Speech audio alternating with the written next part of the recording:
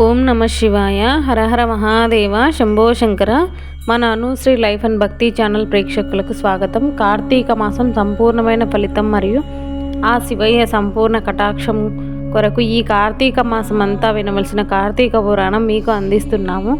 ఇలాంటి మరెన్నో ఆధ్యాత్మిక వీడియోల కోసం మన అనుశ్రీ లైఫ్ అండ్ భక్తి ఛానల్ను తప్పక సబ్స్క్రైబ్ చేయండి. వీడియోలోకి వెళ్ళిపోదాం. కార్తీక పురాణం ప్రారంభము. కార్తీక పురాణము 18వ అధ్యాయము. కర్మానుష్ఠాన ఫలము. వశిష్ఠుడు జనక మహారాజుతో ఇలా అన్నాడు.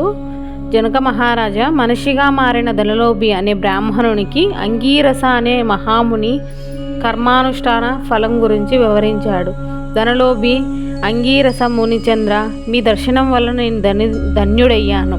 నేను మహాపాపిష్టిని. ఆ కారణంగానే అనేక జన్మలు ఎత్తి తర్వాత ఇప్పుడు ఈ మహారణ్యంలో వృక్షమై పడి ఉన్నాను.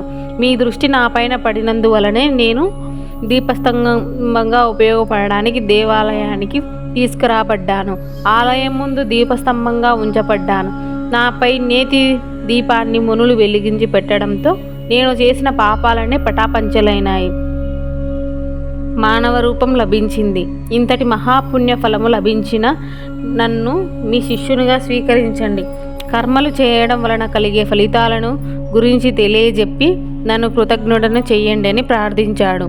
ఓ పునీత పురుషుడా, శ్రీ మహావిష్ణువు ఆషాఢమాసం శుద్ధ ఏకాదశి నుండి శ్రీ లక్ష్మీ సమేతుడై పాల సముద్రంలో ఆదిశేషుణ్ణి పడగగా చేసుకుని శయనిస్తున్నాడు. మళ్ళీ కార్తీక శుద్ధ ద్వాదశి నాడు నిద్రలేస్తాడు. ఈ 4 మాసాల కాలానికి చాతుర్మాస్యం అని పేరు. ఈ 4 నెలలు హరిని దహనించడం, పూజలు, వ్రతాలు చేయడాన్ని చాతుర్మాస వ్రతం అంటారు. ఈ చాతుర్మాస్య కాలంలో శ్రీహరి ప్రీతి చెందడం కోసం చేసే స్నాన, దాన, జప సత్కారాలన్నీ సత్ఫలితాలు ఇస్తాయి. ఈ సంగతి నేను శ్రీ మహావిష్ణువు ద్వారా తెలుసుకున్నాను. ఆ వివరాలనే ఇప్పుడు నేను నీకు చెబుతాను, విను అన్నాడు. అంగీరస మహాముని ఏ పని చేయకుండా ఉండడు. పనులన్నీ నేనే చేస్తున్నాను అని అనుకోకుండా ఉండడంతో ఏ పని చేయలేని జన్మనెత్తాను. ధనలోభిలా కాకుండా ఉండాలంటే ఎవరెవరికి ఏ పనులు శాస్త్రం చేయమని చెప్పిందో వాటిని తప్పనిసరిగా చేస్తూనే ఉండాలి. అన్నం కడుపు నిండే వరకు ఎలా తింటున్నామో అలా జ్ఞానం కలిగే వరకు పనులు చేస్తుండాలి. అక్కడ ఉన్న వారందరికీ చాతుర్మాస వ్రతాన్ని గురించి, దాని గురించి శ్రీహరి ఉద్దేశించిన సందర్భం మొదలైన విషయాలన్నింటినీ వివరించి విశదీకరించాడు.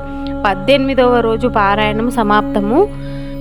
19వ అధ్యాయముతో మళ్ళీ కలుద్దాం. బాయ్ మరి.